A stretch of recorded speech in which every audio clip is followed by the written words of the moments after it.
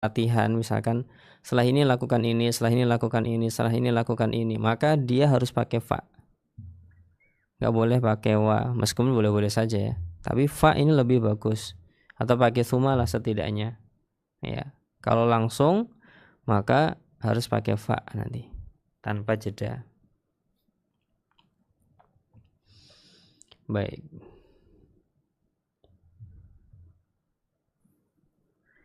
Kemudian berikutnya ta'ammal al-amsilata as-salasatal akhirata. Kemudian perhatikan 3 contoh yang terakhir. Tajid ada al-'atfi fi kullin minha iya summa. Anda akan dapati bahwa huruf atofnya di masing-masing kalimat, masing-masing nomor adalah summa, yang artinya kemudian, yang boleh dengan jeda. Kemudian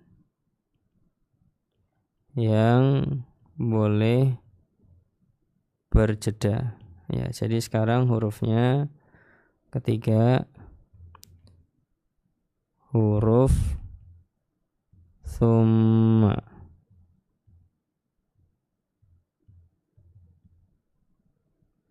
Ya, artinya adalah kemudian yang boleh dengan jeda waktu. Dia keluarga besar, simbahnya banyak, kangelan golek dino, sehingga mau nyari hari libur Sabtu Ahad, Sabtu Paing, Sabtu Pon, Sabtu Kliwon, kabeh geblake simbah. Ahad Kliwon, Ahad Pon, Ahad Legi, kabeh geblake simbah. Suwe-suwe ngeblak dewe. Dari mana orang punya keyakinan kalau bulan Suro itu bulan cilaka, Pak?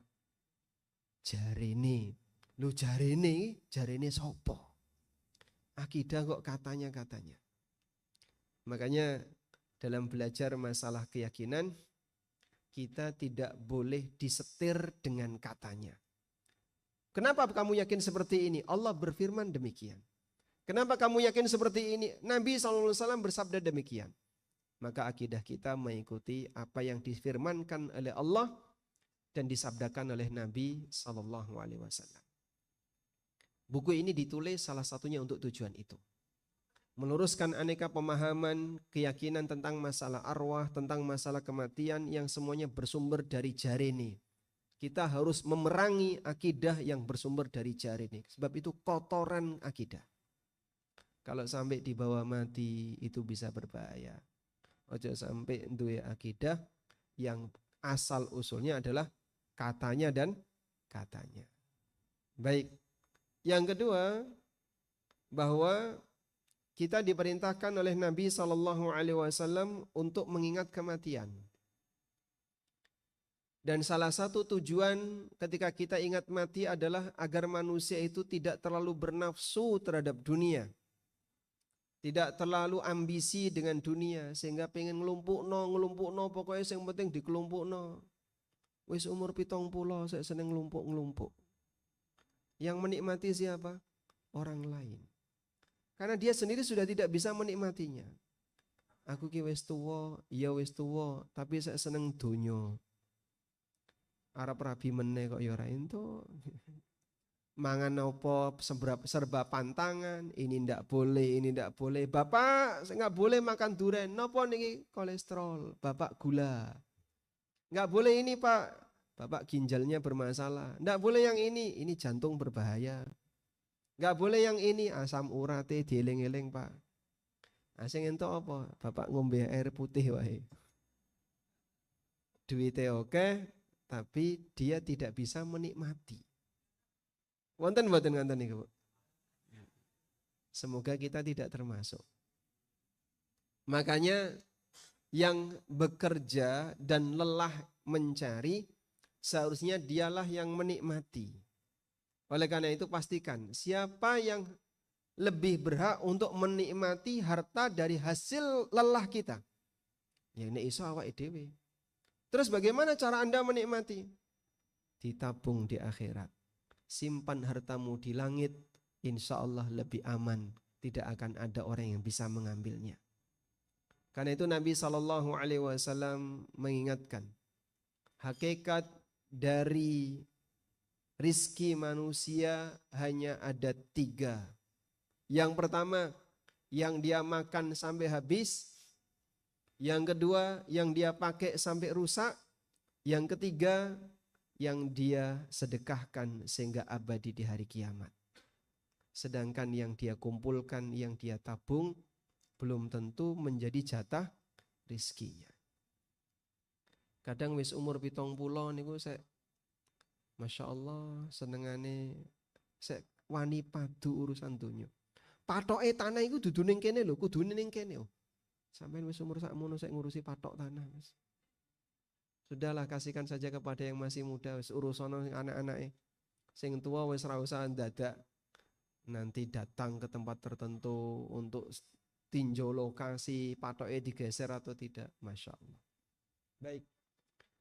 Coba dibuka di kata pengantar. Menjadi hamba yang selalu ingat mati akan membuat manusia lebih hati-hati. Karena dia menyadari kematian akan memutus segala yang dia miliki dan menentukan nasib dia di kehidupan selanjutnya. Karena itu Nabi SAW ingatkan, Akthiru dzikra hadhimil ladzat. Akthiru dzikra hadhimil ladzat. Perbanyaklah untuk mengingat pemusnah semua kelezatan. Yaitu apa? Kematian. Mengingat mati bisa dengan cara membayangkan kalau sebentar lagi kita akan dipanggil oleh Allah. Walaupun gak jaminan kalau yang lebih tua berarti matinya lebih cepat daripada yang lebih muda. Bisa jadi Anda duluan sebelum saya, atau saya setelah Anda semuanya. Pripun? Ora gelem dhisik. Nggih, sami-sami. Karena yang namanya kematian tidak mengenal usia. Tidak ada kuburan yang bertuliskan khusus 60 ke atas. Kalau sanlat lansia memang ada syarat usia. Minimal pinten, Pak? 60. 55. Yang belum 55 sudah ikut boleh enggak? Boleh, tapi nyogok panitia. Oh enggak ya, enggak pakai sogokan. Dalam hadis dari Abu Hurairah radhiyallahu anhu, Nabi sallallahu alaihi wasallam bersabda, "Fazurul qubura fa innaha tudzakkirul maut." Lakukanlah ziarah kubur karena ziarah kubur itu akan mengingatkan kalian terhadap kematian. Dulu beliau melarang sahabat untuk ziarah kubur karena bisa berpotensi terjadinya kesyirikan. Maka setelah beliau menilai imannya para sahabat sudah cukup, beliau izinkan. Qad kuntu nahaitukum an ziyaratil qubur. Faqad udzina li Muhammadin sallallahu alaihi wasallam fi ziyarati qabri ummihi. Dulu aku melarang kalian untuk ziarah kubur. Dan sudah diizinkan untuk Muhammad akan menziarahi makam ibunya. Fazuruha fa innaha tudzakkirul akhirah. Silahkan kalian lakukan ziarah kubur, karena ziarah kubur itu akan mengingatkan orang kepada kematian. Sehingga dengan ziarah kubur kita lihat, besok aku seperti dia. Karena itu Imam Hasan Al-Basri rahimahullah, kalau beliau sedang mengantarkan mayit, maka beliau mengatakan, mayit besok mengantarkan mayit hari ini.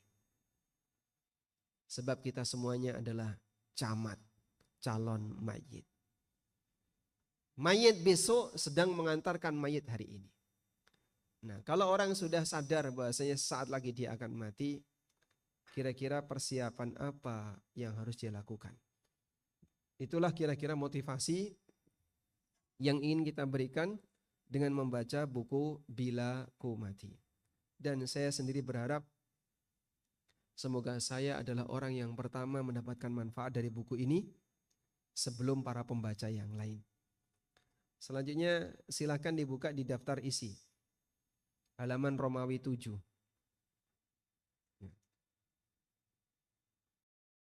Kalau kita lihat di daftar isi halaman Romawi 7, mungkin bisa share screen. Ada beberapa bab yang kita bahas. Pertama adalah mengenalkan apa itu kematian.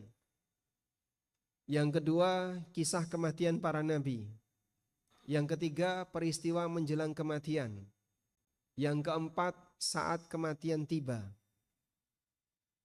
Yang kelima, catatan tentang ruh. Yang keenam, menjelajahi alam barzah. Yang ketujuh, tentang fikih takziah. Yang kedelapan, fikih kuburan. Dan yang kesembilan, nasihat sedikit tentang aneka kegiatan yang ada di masyarakat. Tentang masalah kematian. Kan orang punya acara A, acara B, acara ini, acara itu. Berkaitan dengan kematian. Baik, karena waktu kita terbatas, silahkan Anda pilih satu saja.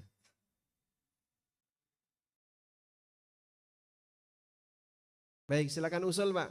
Mana yang mau dibahas? Sebelah kanan. Fikih kuburan. Tengah.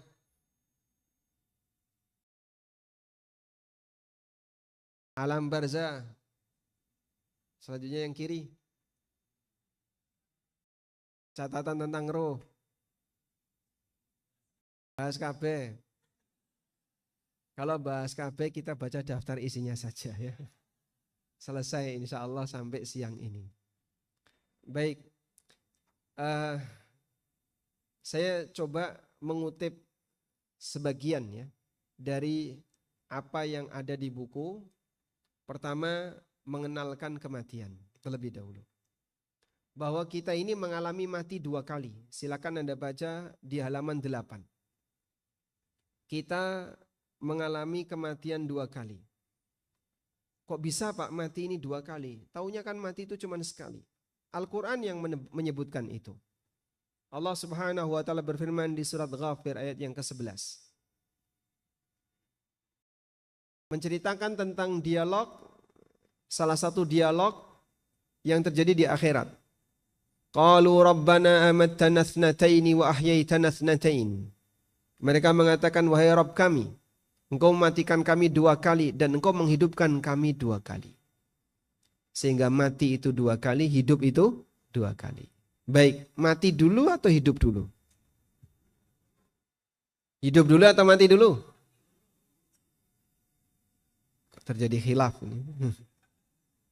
Yang betul, mati dulu.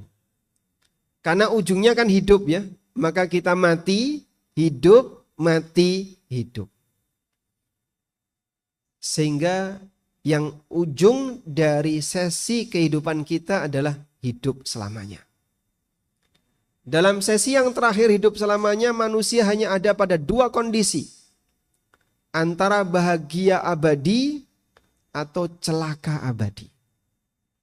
Maka perjuangkan untuk kehidupan yang kedua tadi dengan berusaha beramal di kehidupan yang pertama. Kehidupan yang pertama ini sangat singkat, sebab kehidupan yang kedua tidak ada ujungnya. Bagaimana penjelasannya kok mati dulu? Coba lihat di surat Al-Baqarah ayat 28. Masih di halaman 8 ya. Allah Ta'ala berfirman, Kaifa takfuruna billahi wa kuntum amwatan fa ahyaakum, thumma yumitukum, thumma yuhyikum, thumma ilaihi turja'un. Kaifa takfuruna billah, bagaimana kalian kok bisa kafir kepada Allah? Wa kuntum amwatan, padahal dulu kalian mati. Dulu kalian mati, fa ahyakum, lalu Allah hidupkan kalian. Nah sekarang kehidupan itu sedang kita alami. Ini kehidupan yang pertama. Kehidupan yang pertama adalah kehidupan kita saat ini. Kematian yang pertama kapan Pak? Saat arwah belum ditiupkan tapi kita sudah ada. Kapan itu? Di saat sel telur sudah ketemu dengan sperma, lalu terjadilah zigot. Kemudian Allah ciptakan manusia kecil dalam rahim. Sampai di usia 4 bulan barulah arwah ditiupkan. Anda sudah hidup, Anda sudah mati, tapi belum dikasih roh. Itulah kematian yang pertama. Dan nanti kematian yang kedua adalah pada saat kita dicabut nyawanya oleh malaikat. Tsumma yumitukum, kemudian Allah matikan kalian. Tsumma yuhyikum, kemudian Allah akan hidupkan kalian kembali untuk yang kedua. Tsumma ilaihi turja'un, kemudian kalian akan dikembalikan kepada Allah. Dari sinilah para ulama mengatakan kematian ada 2 kali dan itu lebih dulu, dan kehidupan ada 2 kali. Selanjutnya, macam-macam kematian. pada saat manusia hidup di dunia, sejatinya dia pernah mengalami kematian yang disebut dengan al-wafatus sughra, kematian kecil. Anda lihat di halaman 9. Di halaman 9 Allah menyebutkan firman-Nya, Allahu yatawaffal anfusa hina mautiha wallati lam tamut fi manamiha. Allah lah yang mewafatkan jiwa ketika dia sudah mati. Wallati lam tamut fi manamiha, dan jiwa yang belum waktunya mati pada waktu dia tidur. Fayumsikul lati qada 'alaihal maut, lalu Allah tahan jiwa yang sudah waktunya mati. Wa yursilul ukhra, dan Allah lepaskan jiwa yang lain sehingga dia balik ke jasad. Disinilah para ulama mengatakan wafat ada dua. Wafat pertama disebut dengan wafatus sughra. Kapan itu wafat sughra Pak Ustadz? Wafat sughra adalah saat orang itu tidur. Sehingga orang tidur itu dia sedang mati kecil atau mati sesaat. Makanya ketika ada suara dia nggak dengar. Ketika dikasih pengajian dia nggak dengar. Ada ceramah di depan dia nggak dengar karena tidur. Nyuwun tulung koncone sing turu dijawil nggih. Karena beliau sedang mati sesaat. Dan yang kedua adalah mati ketika arwah kita dicabut oleh Allah, terpisah dari jasad dan tidak kembali lagi ke dunia. Itulah kematian kubro. Maka kalau ada orang bertanya, mati suri itu apa sih Pak Ustadz? Mati suri itu mati sugro, mati kecil, di mana dia mengalami pingsan sehingga tidak sadarkan diri dalam waktu yang cukup panjang sampai kemudian nanti dia dikembalikan oleh Allah Subhanahu wa taala, bangun lagi dan bisa sadar seperti manusia normal. Ada satu cerita tentang orang yang mati suri dan sangat parah ini Pak, mati surinya Pak, saking lamanya Pak. Ini diceritakan oleh Al-Hafidh Ibnu Katsir dalam kitab beliau Al-Bidayah wan Nihayah. Ada seorang ulama, saya lupa namanya, coba saya cek namanya ya. Beliau adalah Muhammad bin Yahya. Kunyahnya Abu Sa'id. Tinggal di Damaskus. Muhammad bin Yahya atau Abu Sa'id ini pernah satu ketika mati suri. Saking lamanya sampai dimandikan, dikafani. Kemudian setelah itu dimakamkan.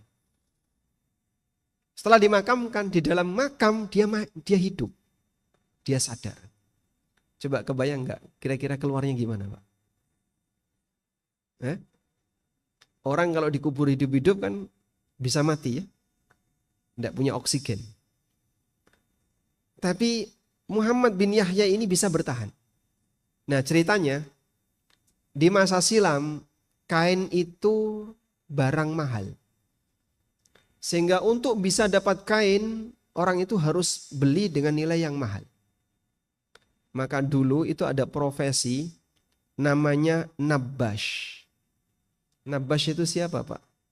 Tukang maling kain kafan.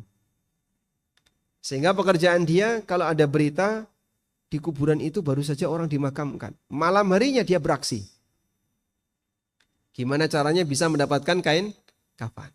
Masya Allah, zaman sekarang dikasih kain kafan gak doyan. Zaman dulu itu saking mahalnya kain sampai orang itu menggali kuburan untuk mencuri kain kafan. Nah, Muhammad bin Yahya setelah beliau dimakamkan, tiba-tiba malam harinya ada nabbash, pencuri kain kafan. Dia gali itu kuburan sampai tiba di jasadnya Muhammad bin Yahya. Berhasil dibuka jasadnya. Tiba-tiba Muhammad bin Yahya langsung duduk. Aku ada di mana? Kira-kira gimana? Spontan si maling tadi langsung lari tunggang langgang. Mayitnya hidup. Akhirnya beliau pulang.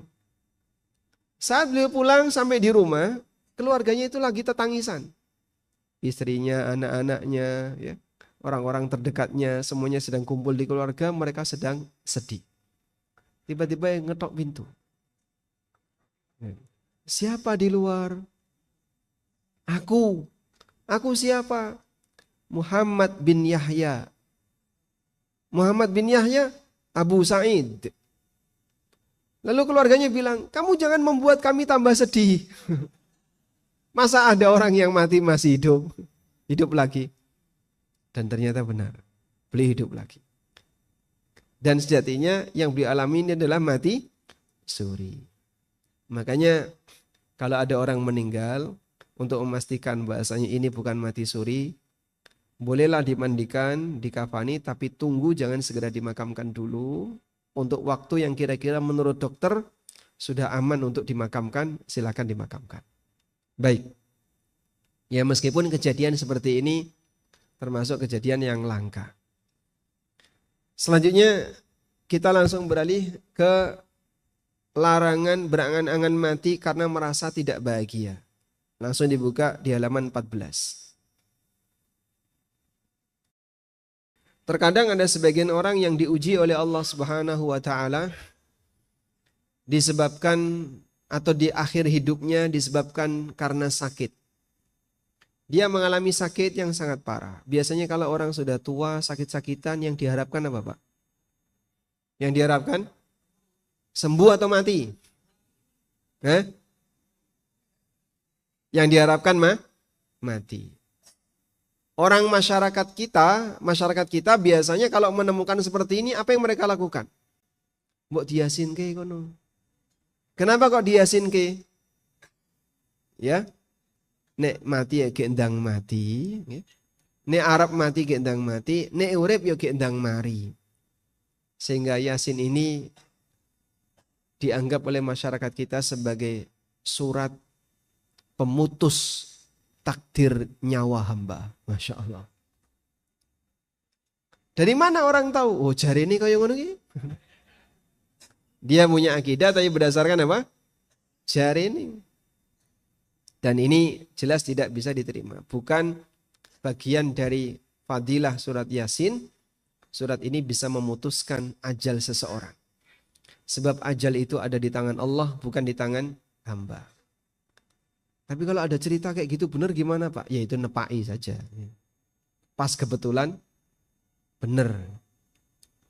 Suatu ketika ada seorang ulama mendengar ada orang yang bosan hidup. Orang itu mengatakan lebih baik aku mati. Spontan sang ulama ini mengatakan, ya bena akhi, la taf'al, la sa'atun ta'ishu fiha tastaghfirullah khairun laka min mautid dahr. Wahai saudaraku, jangan berangan-angan mati. Jangan lakukan itu. Kau hidup sesaat yang kau gunakan untuk istighfar kepada Allah, lebih baik bagimu daripada kematian. Sebab waktu ini seperti modal. Maka orang yang diberi usia panjang berarti dia diberi banyak modal oleh Allah Subhanahu wa taala. Sehingga manfaatkan modal itu sebaik mungkin untuk bisa mendapatkan keuntungan. Keuntungannya itu apa, Pak? Pahala. Bagi muslim setiap detik bisa menghasilkan pahala. Caranya gimana? Kalau dia manfaatkan setiap waktunya untuk berzikir kepada Allah, untuk berbuat taat kepada Allah.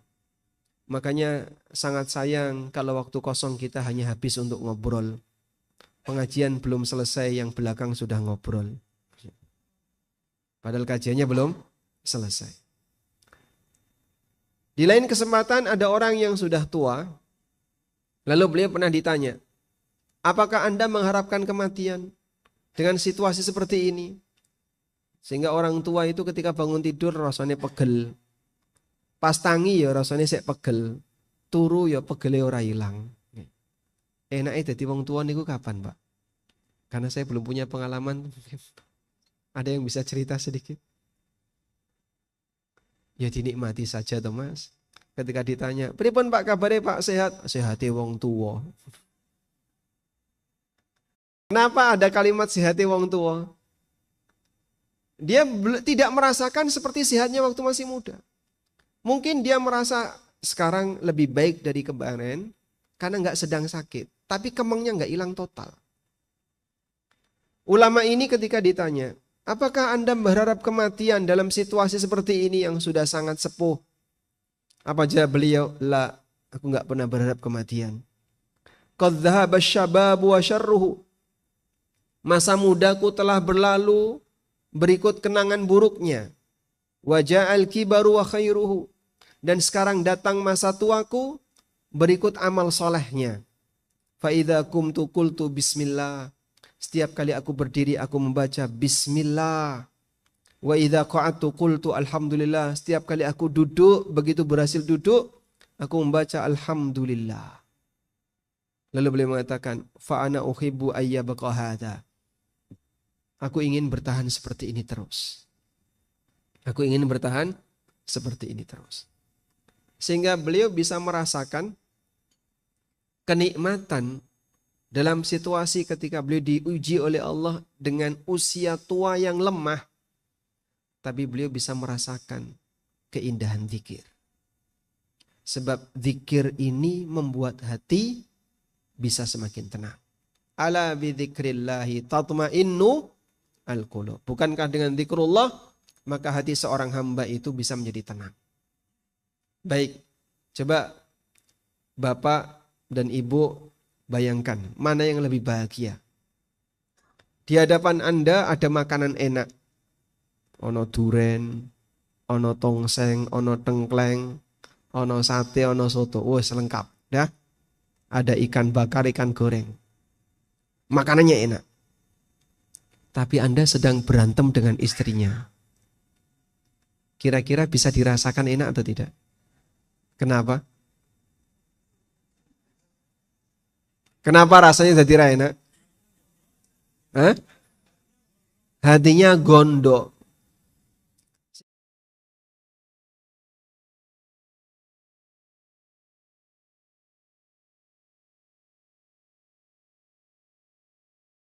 Di depan Anda telo godok. Nggih? Karo gedang. Pohong. Tapi sedang senang-senangnya dengan istrinya. Walaupun hidangannya cuma telo godok, rasane sebab bahagia itu tidak diletakkan oleh Allah di lidah, tapi bahagia diletakkan di hati. Maka tolong pahami ini ya. Kemampuan manusia dalam menikmati dunia itu sangat terbatas. Dan makin tua makin berkurang, grafiknya turun. Sehingga dulu makanan ini rasanya enak, sekarang rasanya ra enak, ora iso dikunyah ya Mas. Kenapa? Untune wis entek. Pengen sate tapi ra iso ngunyah. Isone mung dimut, oh, sate kok dimut to, Pak. Lah emang isone ngemut ya Mas.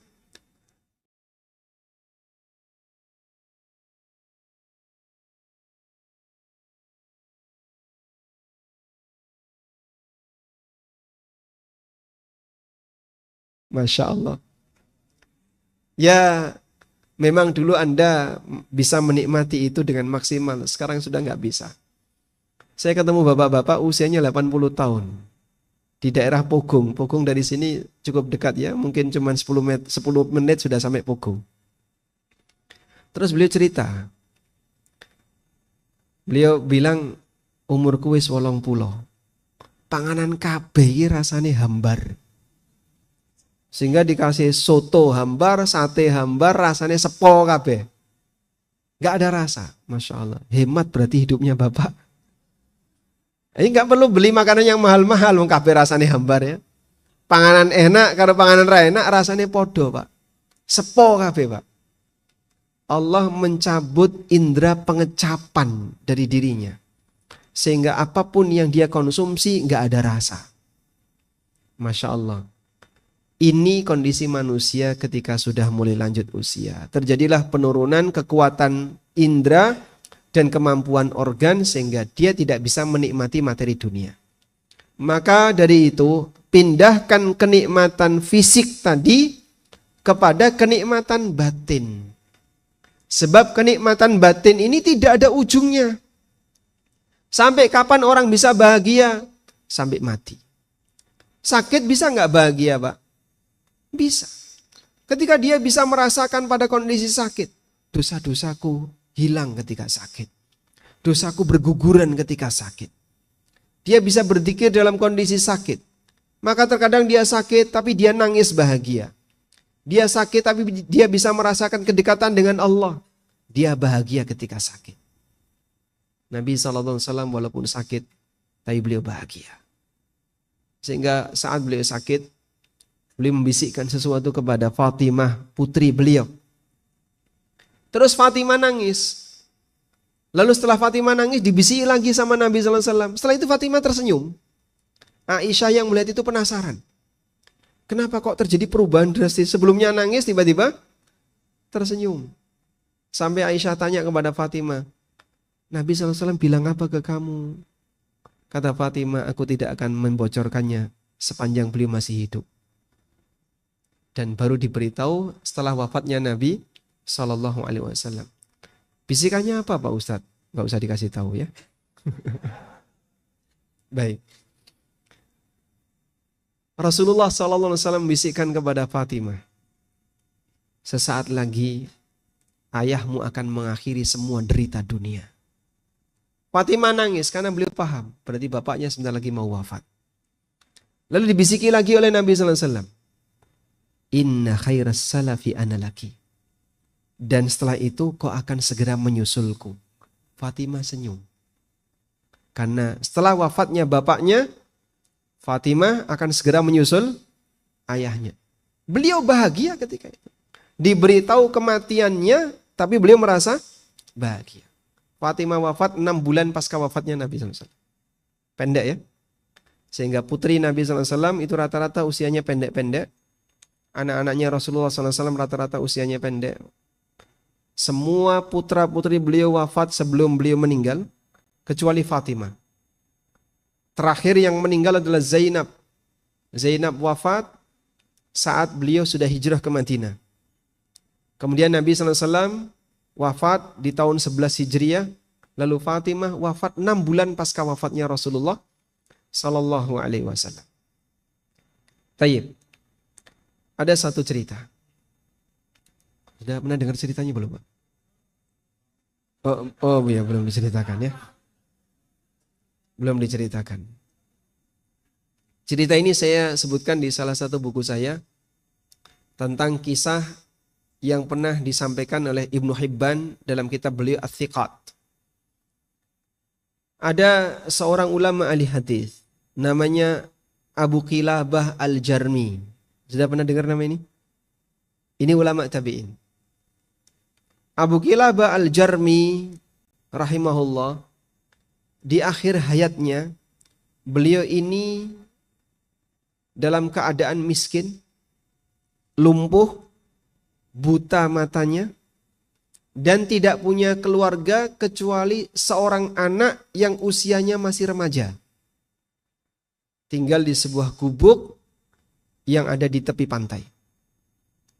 Suatu ketika ada seorang ulama, beliau sedang berjalan untuk mencari hadis, tiba-tiba melewati gubuk ini.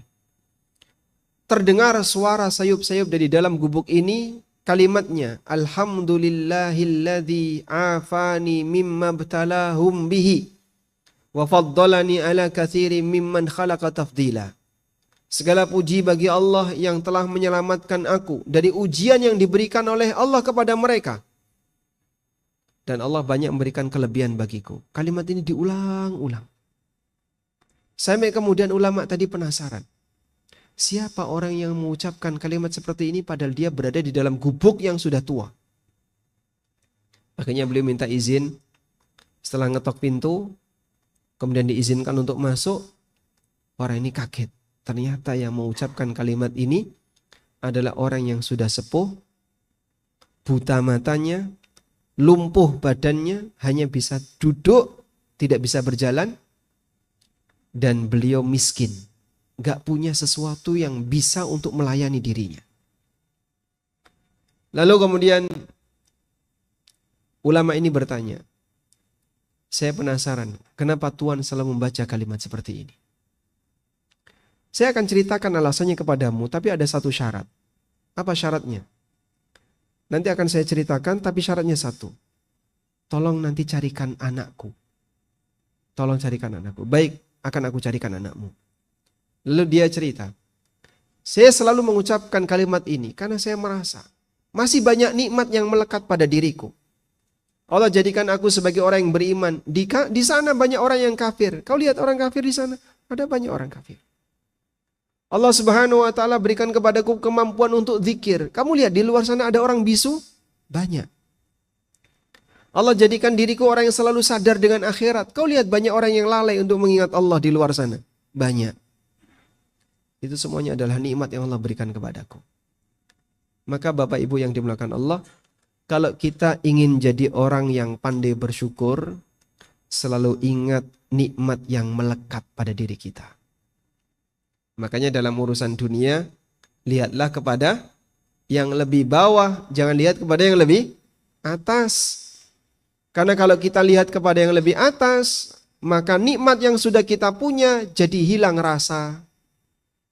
Wis duwe mobil, nyawang tonggone kok mobilnya luwih apik. Kira-kira gimana? Karena dia mobilnya lebih jelek daripada mobil tetangganya. Dan dia pingin punya seperti yang dimiliki oleh tetangganya. Akhirnya mobil dia jadi hilang rasa. Dhisik waktu punya pertama kali dicuci tiap hari. Sing duwe durung adus mobilnya wis didusi. Begitu dia sudah hilang rasa dengan kendaraannya, akhirnya kendaraannya ini tidak digubris. Itulah bahayanya kalau orang itu hilang rasa dengan nikmat yang Allah berikan kepadanya. Maka Abu Kilabah ini berbeda. Beliau selalu mengingat nikmat yang ada pada dirinya yang masih tersisa. Dan beliau bayangkan ketika aku tidak punya nikmat seperti ini. Seperti orang di luar sana.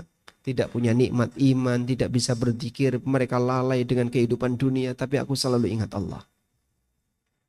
Sampai kemudian yang terakhir setelah beliau mendapatkan penjelasan, maka syaratnya harus dipenuhi. Aku sudah jelaskan kepadamu.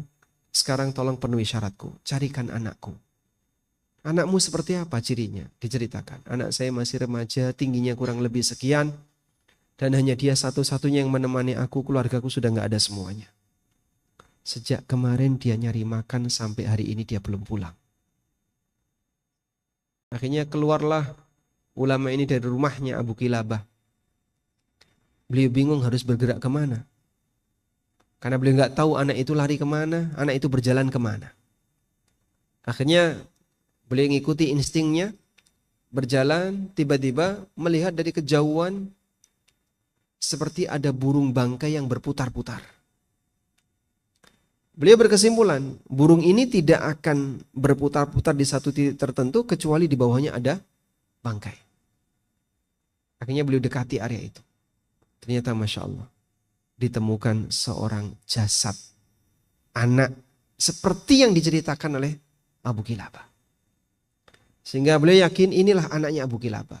Dimakan serigala, lalu sisanya dimakan oleh burung bangkai.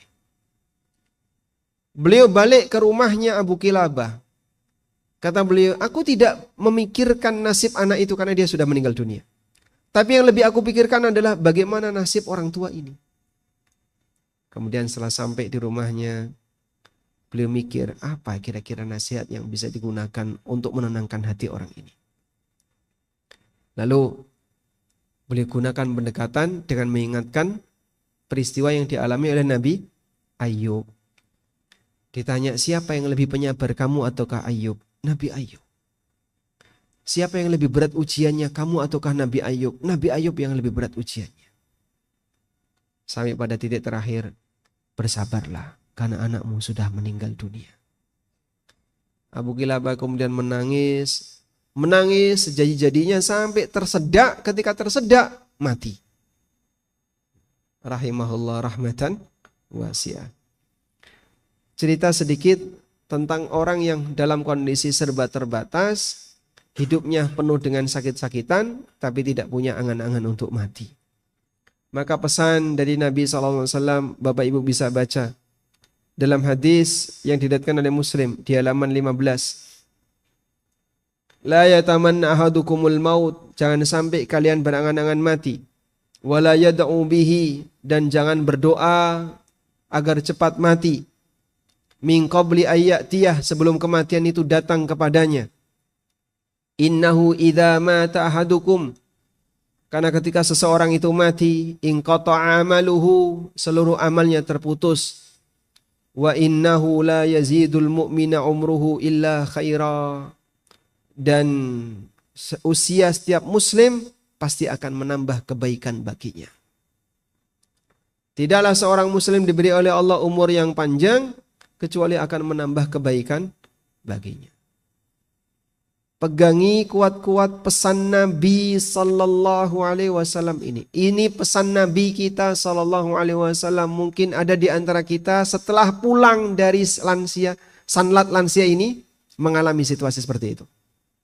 Entah sakit parah, bolak-balik masuk rumah sakit, atau entah apa, karena usia yang sudah lanjut, kemudian gak bisa ngapa-ngapain. Jangan sampai berangan-angan mati. Manfaatkan umur dengan cara memperbanyak zikir. Amalan yang paling gampang tanpa modal dan ringan untuk dilakukan adalah menggerakkan bibir dan lidah untuk berzikir. Mau coba Pak Ustadz? Apapun yang bisa dibaca. Subhanallah, Alhamdulillah, Allahu Akbar, dan kalimat-kalimat thayyibah. Pak, kalau cuman baca Allah, Allah, Allah, Allah, entuk boten Pak? Tidak boleh, itu bukan zikir. Zikir itu kan isinya pujian. Zikir niku isinya apa? Pujian. Sehingga kalau orang cuman mengucapkan kalimat Allah, Allah, begini ya. Coba di share screen Mas. Kalau cuman Allah, Allah, Allah, ada nggak sisi pujiannya Pak? Ada? Belum ada. Bapak misalnya ada orang namanya Budi. Budi, Budi, Budi. Apakah itu memuji Budi? Memanggil. Kalau memanggil, ya Allah itu memanggil. Dikasih ya, wahai Budi, wahai Budi. Tapi kalau cuman Allah, Allah, Allah, Allah, ada yang lebih parah lagi. Hu. Iki apa karepe iki? Lho ini yang dikir. Hu. Masa ono dikir hu. Ini gesah manuk. Karena yang namanya dikir itu ada dua. Pertama, memuji Allah dengan menyebutkan kebaikan Allah dan pujian untuk Allah, sifat-sifat baiknya. Allahu Akbar, Subhanallah, Alhamdulillah. Atau yang kedua, menyucikan Allah. Subhanallah, Taqaddasallah, Tabarakallah, Ta'alallah. Itu menyucikan Allah. Kalau dua ini tidak ada, berarti dia bukan termasuk zikir.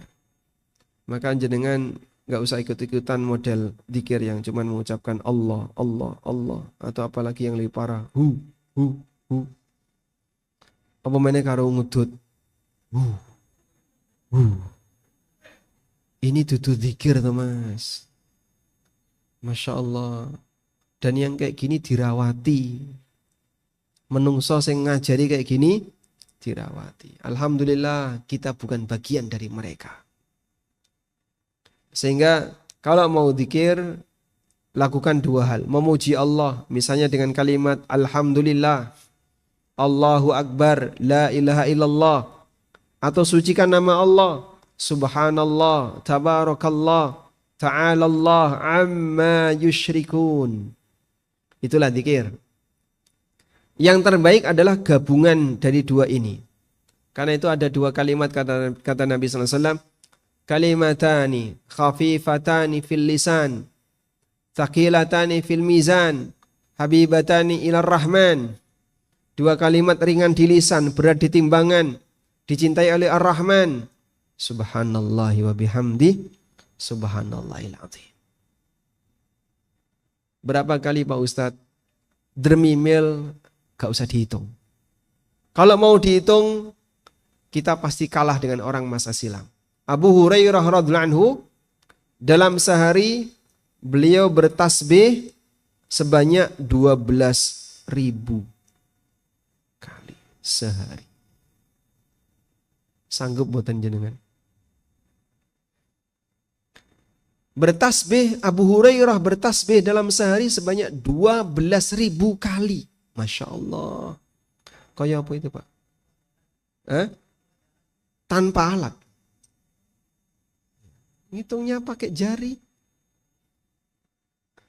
Itu testimoni beliau. Saya bertasbih dalam sehari 12.000 kali. Dalam sehari. Baik. Kalau pakai tasbih digital boleh nggak Pak? Monggo. Tapi error di angka 12.000 ini. Karena maksimal cuma 1.000. Kita lanjutkan sekarang. Sekarang kita bahas kalau mati husnudzon kepada Allah. Jangan mati kecuali husnudzon kepada Allah di halaman 20. Silakan dibuka di halaman 20. Bentuk husnudzon kepada Allah adalah seseorang itu merasa yakin dia punya harapan yang baik di sisi Allah. Jangan sampai orang mati dalam keadaan merasa didolimi oleh Allah. Kadang pangapunten ada orang yang sakit. Kemudian tiba-tiba dia bilang, laraku lo, dosaku lo apa kok dikai lara kaya ngene. Lali karo dosane. Padahal dosane banyak. Sehingga saat orang sakit, dia seperti nggak terima. Gusti Allah ini pripun to? Tanggane kabeh sehat kok aku dikai lara dhewe. Gusti Allah niki pripun dosaku iki apa aku kok dikai lara kaya ngene. Nah, dia suudzon kepada Allah. Nah, Nabi SAW mengajarkan 3 hari sebelum beliau wafat. Dari sahabat Jabir bin Abdullah radhiyallahu anhuma. Beliau mendengar Nabi SAW bersabda, la yamutanna ahadukum illa wa huwa yuhsinu dhanna billahi azza wa jalla. Jangan sampai awakmu mati, jangan sampai kamu mati kecuali dalam kondisi husnudzon kepada Allah. Bagaimana bentuk husnudzon kepada Allah? Meyakini bahwa Allah memiliki nama, sifat dan perbuatan yang sesuai dan layak untuknya. Serta meyakini konsekuensi yang agung dari semua itu. Seperti meyakini bahwa Allah merahmati para hambanya yang berhak mendapatkan rahmat. Sehingga orang punya harapan di sisi Allah, ketika dia punya taat, dia yakin Allah tidak akan menyia-nyiakan amal hamba. Allah tidak akan menipu saya. Allah tidak akan belenjani janjinya. Apa yang sudah dijanjikan oleh Allah pasti akan terjadi. Yang berhak mendapatkan rahmat akan diberi rahmat. Mengampuni mereka apabila mereka bertaubat dan kembali kepadanya. Menerima amal dan ibadah mereka serta meyakini bahwa dia memiliki hikmah yang agung dalam setiap ketentuan dan keputusannya. Itulah bentuk husnudzon kepada Allah. Sehingga seorang hamba menjelang wafat, dia yakin Allah tidak akan menyia-nyiakan amal hamba.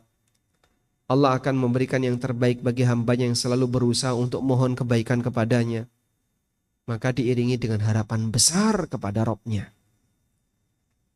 Abu Hurairah radhiyallahu anhu meriwayatkan bahwa Nabi SAW bersabda, Yaqulullahu azza wa jalla, Allah Ta'ala berfirman dalam hadis qudsi, Ana inda dhanni abdi bi. Aku sesuai dengan prasangka hambaku terhadapku. Maka seorang hamba punya prasangka apa, nanti itulah kira-kira balasan yang akan diberikan oleh Allah kepadanya. Nah, di penghujung usia, seseorang dianjurkan agar dia punya harapan besar rahmat Allah. Bapak lihat di halaman 22. Dari Anas bin Malik radhiyallahu anhu bahwasanya Nabi SAW menjenguk seorang pemuda yang sedang sakit menjelang wafatnya. Nabi SAW bertanya kepadanya, bagaimana kondisi Anda sekarang? Pemuda itu menjawab, Arjullah ya Rasulullah wa akhafu dhunubi. Ya Rasulullah, aku berharap mendapat ampunan Allah dan aku takut terhadap dosa-dosaku. Mendengar jawaban ini Nabi SAW mengatakan, La yajtami'ani fi qalbi abdin fi mithli hadzal mautin.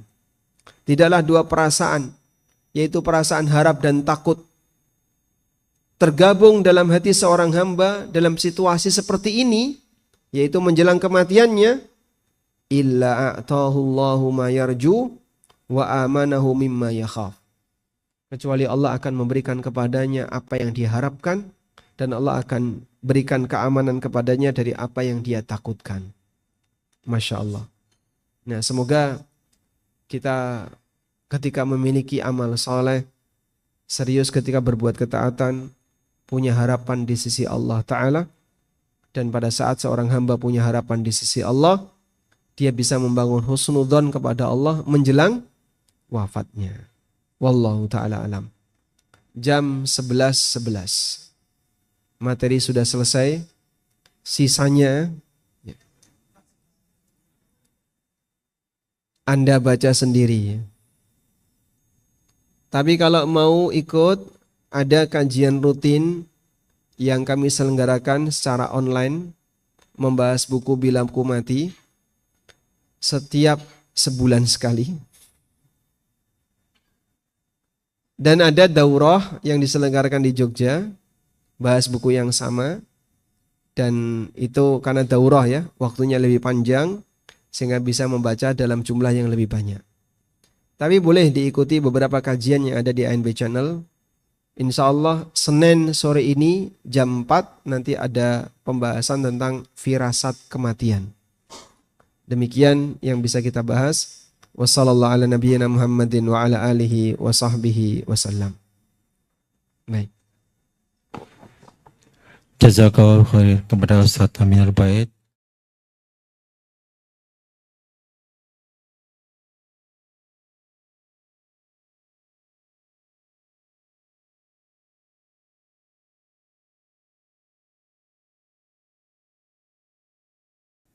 Pak Basuki. Silahkan nyari mikrofon ya. Yang mau tanya silahkan nyari mikrofon. Assalamualaikum warahmatullahi wabarakatuh. Saya khairan.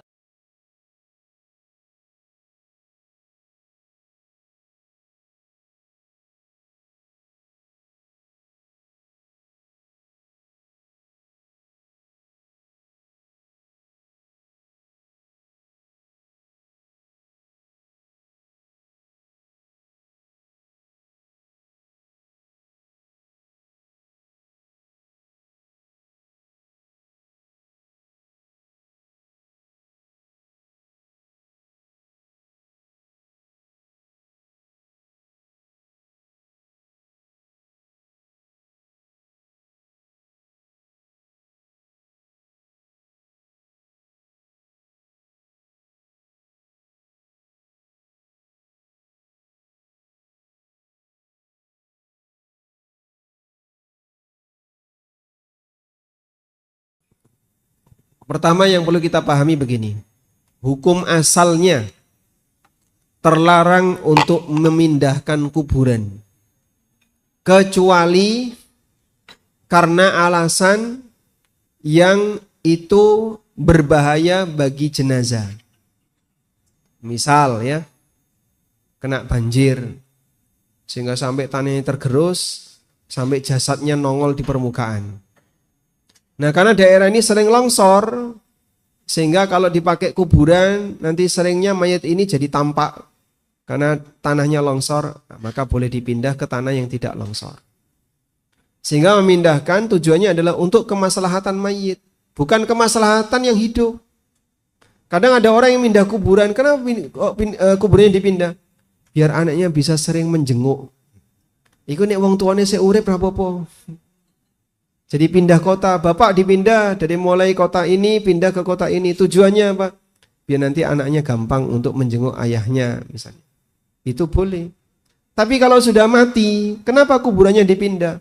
Biar nanti anaknya bisa ziarah. Ini kan berarti untuk kepentingan yang hidup, bukan kepentingan yang mati. Loh, kalau diziarahi kan berarti kepentingan yang mati. Kamu bisa doakan dimanapun. Orang bisa mendoakan orang mati di mana, Pak? Dimanapun. Tidak harus berada di dekat kuburannya. Maka kalau mau memberikan sesuatu yang bermanfaat bagi mayit, tidak harus berdoa di dekat makam mayit. Anda bisa berdoa dimanapun Anda berada. Wallahu a'lam. Afwan Ustadz, satu pertanyaan. Assalamualaikum warahmatullahi wabarakatuh. Waalaikumsalam warahmatullahi wabarakatuh. Ustadz, Sanlatnya nggak sampai di Semarang ya sini. Ini yang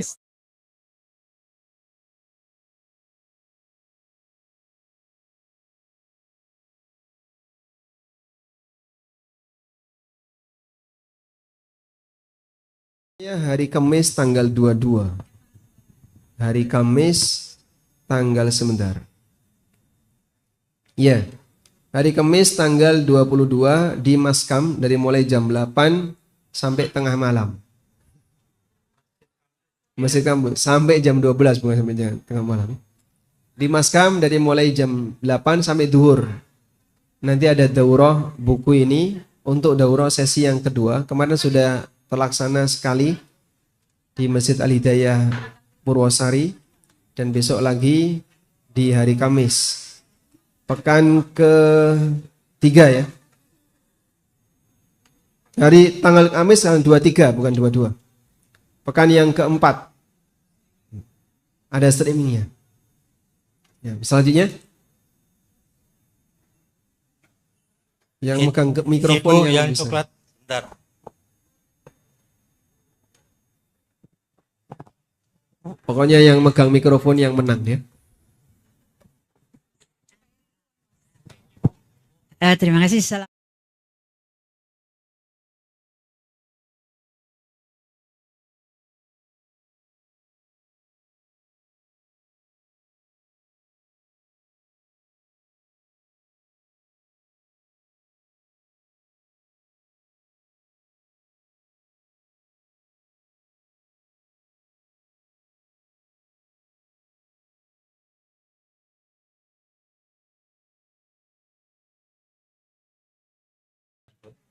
Baik, boleh kasihkan sekalian. Assalamualaikum.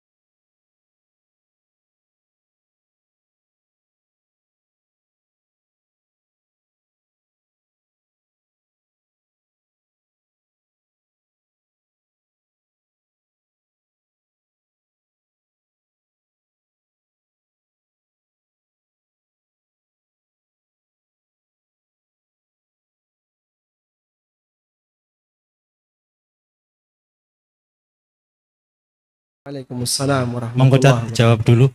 Sebentar. wabarakatuh. Gimana Tat? Dari mana kita bisa tahu kalau bunga itu mendoakan mayit? Jarene sinten?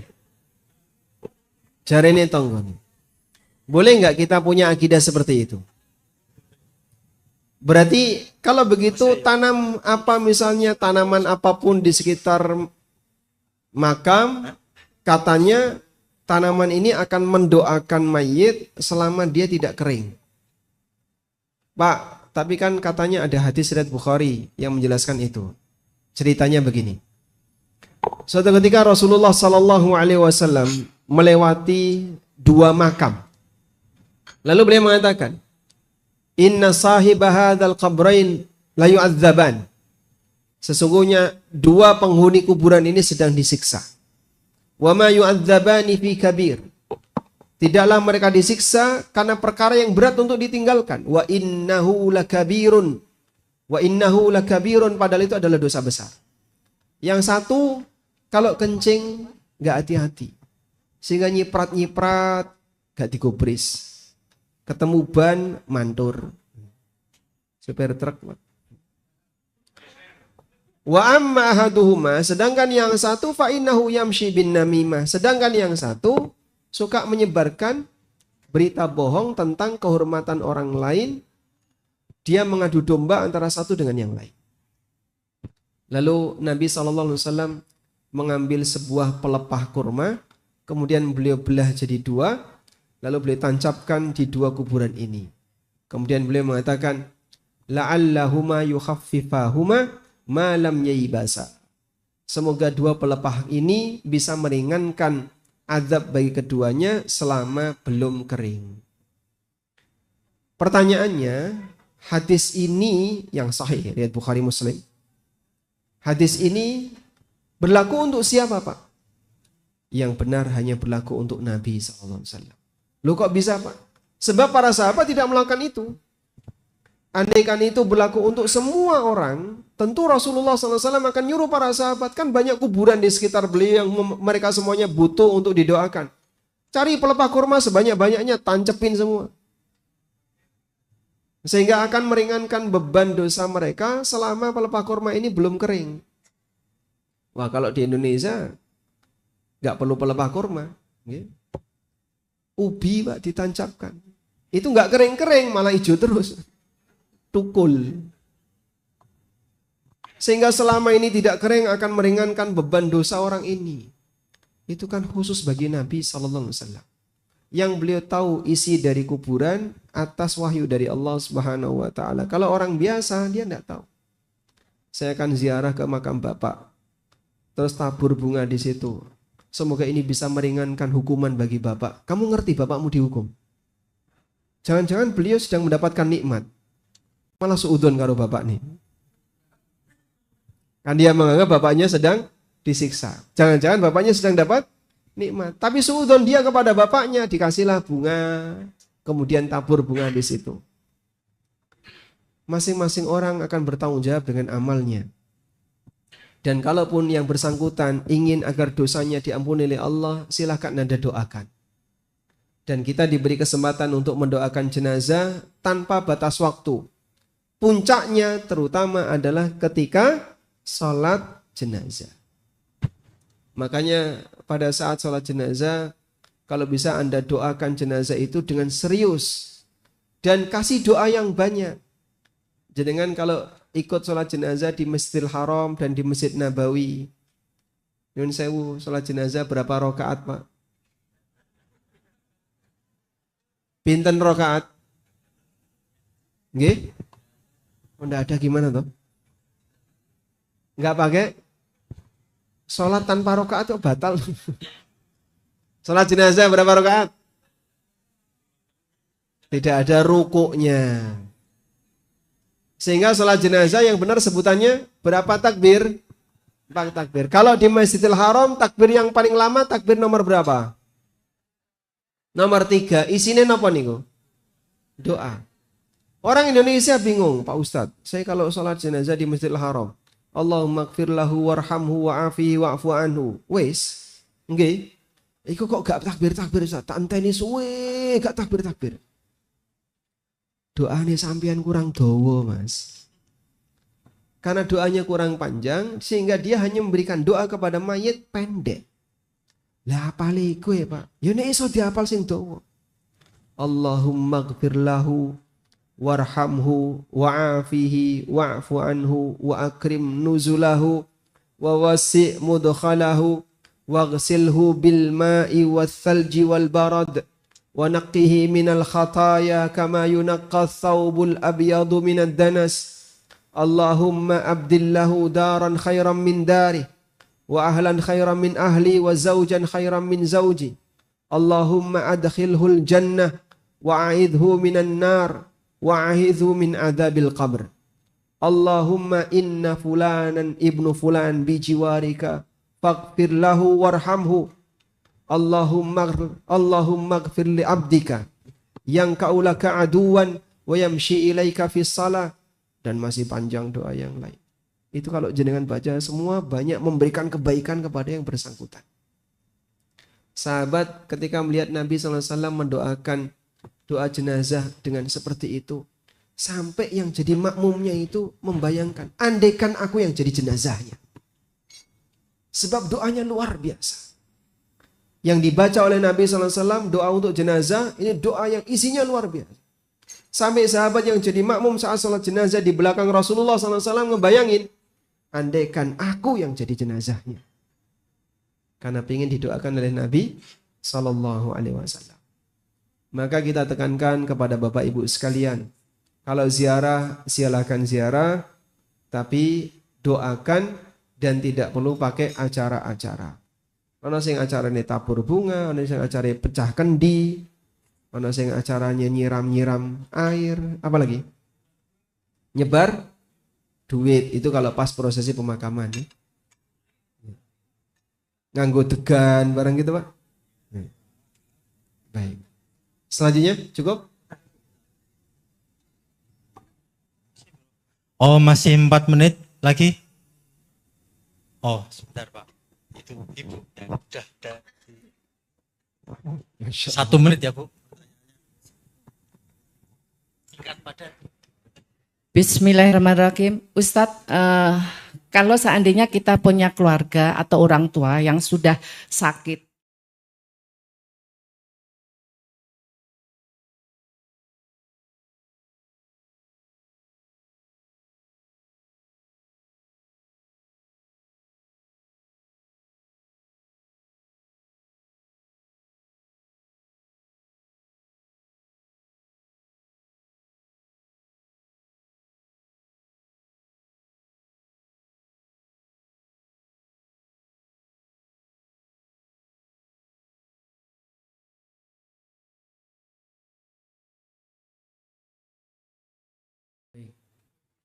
Yang pertama, saya jelaskan di buku ini di halaman 107. Anda lihat tentang fase kematian. Bahwa kematian itu ada 2 fase. Pertama ada fase yang disebut dengan fase sakaratul maut. Dan yang kedua ada fase yang disebut dengan fase ihtidhar. Fase sakaratul maut, orang merasakan sakit yang sangat parah menjelang wafat tapi masih bisa mikir. Sehingga dia masih bisa diajak komunikasi. Itu fase sakaratul maut. Nabi Muhammad SAW ketika beliau mengalami demam yang sangat parah menjelang wafat, kemudian beliau mengatakan, innalil mauti la sakarat. Sesungguhnya kematian itu ada sekaratnya. Beliau sedang mengalami sakaratul maut tapi masih bisa ngomong. Nah, di fase inilah talqin masih berfungsi. Sehingga kalau bisa ditalqin, ditalqin. Walaupun mungkin badannya penuh dengan selang, tapi nggak bisa ngomong Pak. Cuman mata nampaknya masih bisa berkomunikasi. Sehingga kita lihat matanya kadang nangis, kadang merem, ditawari apa, ngangguknya itu pakai mata. Matanya masih berfungsi, beliau masih bisa berkomunikasi, tapi lisan sudah nggak bisa. Dalam situasi itu kalau akalnya masih ada, talqin. Ajak untuk mengucapkan la ilaha illallah. Harapannya apa? Agar ketika dia mati kalimat terakhirnya la ilaha illallah. Dalam keadaan dia sudah nggak bisa ngomong, mungkin di detik-detik wafatnya dia masih bisa bicara secara batin. La ilaha illallah, batinnya yang bicara. Bibirnya sudah nggak bisa bergerak karena penuh dengan selang, tapi batinnya bisa bicara. Atas bisikan dari orang yang mentalqin. Yang kedua fase ihtidhar. Nah, fase ihtidhar ini ketika nyawa sudah berada di tenggorokan. Yang kata Nabi SAW, taubat hamba sudah nggak diterima. Allah Subhanahu wa Ta'ala menerima taubat hamba. Nabi SAW bersabda, innallaha yaqbalu taubatal abdi ma lam yughargir. Allah menerima taubat hamba selama belum terjadi ghargharah. Dan peristiwa ghargharah adalah saat nyawa sudah di tenggorokan. Itulah saat ihtidhar. Dan kalau sudah mengalami ihtidhar, taubat hamba tidak diterima. Fir'aun itu dia bertobat menjelang mati. Anda lihat di halaman 112. Allah bercerita di surat Yunus ayat 90-91. Ketika Fir'aun ditenggelamkan oleh Allah, hatta idza adrakahul gharaqu qala. Pada saat Fir'aun itu tenggelam, dia mengucapkan, amantu annahu la ilaha illalladzi amanat bihi banu Israel wa ana minal muslimin. Kelelep tapi masih bisa seperti itu, Pak. Dia tenggelam tapi masih bisa seperti itu. Aku beriman dengan Tuhan yang diimani oleh Bani Israel dan aku akan menjadi orang muslim. Mulutnya disumpel oleh malaikat dengan tanah. Dikatakan oleh malaikat, al-an saiki gelem beriman. Sekarang baru mau beriman. Wa qad asaita min qabl. Padahal sebelumnya kau durhaka. Tidak diterima oleh Allah. Maka kalau sudah dalam situasi ketika orang meregang nyawa, arwahnya mau dicabut, sudah berada di tenggorokan, talqin sudah tidak berfungsi. Nah, maka perjuangkan talqin sebelum peristiwa seperti itu. Wallahu a'lam. Baik. Cukup? Sudah cukup. Hah? Makam berbayar. Muslim kalau bisa jangan terlalu memaksakan diri untuk membeli makam yang mahal. Apalagi harus pakai utang. Yang paling murah di Jakarta berapa? 50 juta. Yang di Kerawang itu berapa yang paling murah? Di atas 100. Di atas 100 itu. Di atas 100. Itu yang Sandiago Hill. Yang Al-Azhar berapa? Al-Azhar? 75. Masya Allah. Mati di Jogja saja, Pak. Murah, Pak.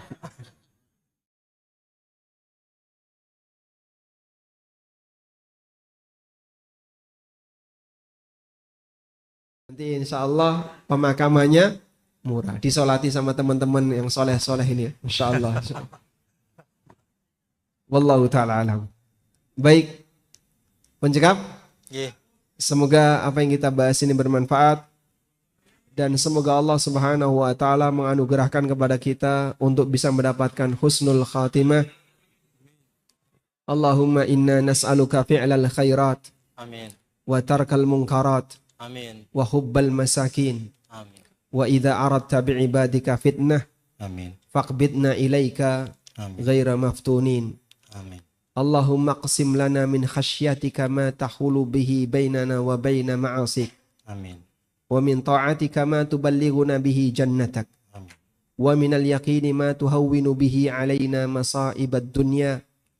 Allahumma matti'na bi asma'ina wa absarina wa quwwatina abadan ma ahyaitana waj'alhu al-waritha minna waj'al tha'rana 'ala man dhalamana wansurna 'ala man adana. Allahumma la taj'alid dunya akbar hammina wa la mablagha ilmina. Allahumma la taj'alid dunya akbar hammina wa la mablagha ilmina. Allahumma la taj'al musibatana fi dinina. Rabbana atina fid dunya hasanah wa fil akhirati hasanah wa qina adzabannar. Wa sallallahu ala nabiyyina Muhammadin wa ala alihi wa sahbihi wa sallam. Wa akhiru da'wana anil hamdulillahi rabbil alamin. Wassalamu alaikum warahmatullahi wabarakatuh. Waalaikumsalam warahmatullahi wabarakatuh.